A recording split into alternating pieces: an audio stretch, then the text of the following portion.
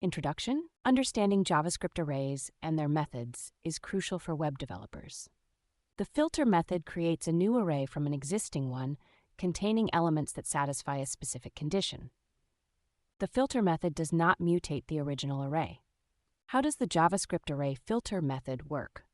The method iterates over each element of the array and applies a callback function. The callback function returns a Boolean value based on certain conditions. If the element satisfies the conditions, it is included in the new array.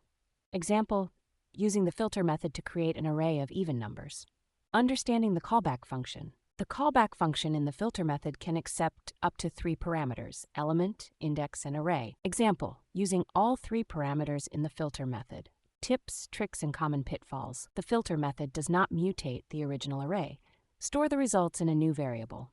Always return a Boolean value from the callback function.